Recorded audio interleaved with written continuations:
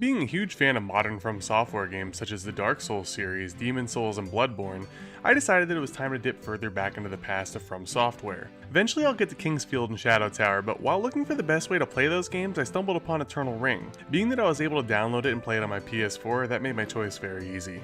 Eternal Ring is a first-person RPG dungeon crawler developed by FromSoftware and published in North America by Agetec, released in the year 2000.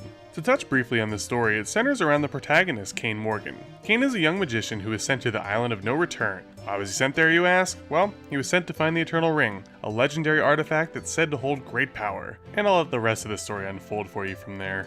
Eternal Ring's gameplay is quite simple. You traverse and explore various dungeons and towns in first person. The combat is slow and calculated, centered mostly around magic usage. In order to use such magic, you need to imbue magic rings that you find along your journey with elemental gems. The gems are looted from the corpses of your slain enemies and feature 6 different elements: fire, water, earth, wind, light, and darkness, all of which have levels ranging from 1 to 5. These levels and elemental combinations determine the outcome of your magic ring spell or your attribute ring dished out by the ringmaker. I'll be honest, the ring making process confused me quite a bit and I needed to consult a guide. Even with the guide, I was still left scratching my head at times. Eventually though, as time went on, I became a little more familiar with the process, but there is a learning curve. I recommend saving before making your rings and quitting out if you don't get the spells and attribute rings that you want. These rings are your lifeline to an easier playthrough and you don't want to keep flubbing it up. The areas that you adventure through are enough to keep you interested. Caves, a water shrine, a tree hideout town which kind of serves as your hub or your Firelink shrine, mines, labs, and so forth. There's even a secret dungeon that you could access later in the game which shows off that FromSoftware heralded difficulty by not giving you a save point and tossing in some truly beastly enemies through various layers. 3 areas in particular that stood out to me were the Disposal Valley, the Cliff Forest, and the library. I couldn't help but notice Disposal Valley was a patented poison area that FromSoftware is so known for. Think Valley of Defilement, Blighttown, etc. The Cliff Forest reminded me of the Shaded Woods from Dark Souls 2, and the library reminded me of the Duke's Archives and Grand Archives from the first and third Dark Souls games respectively.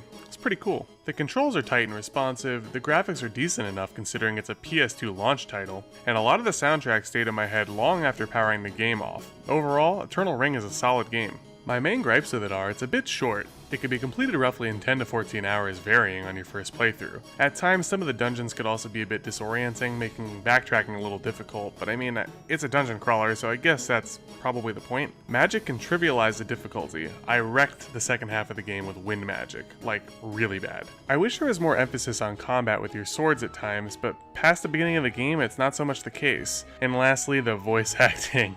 It's awful. The opening cutscene and the last few cutscenes of the game are super cringeworthy in particular. Just, no.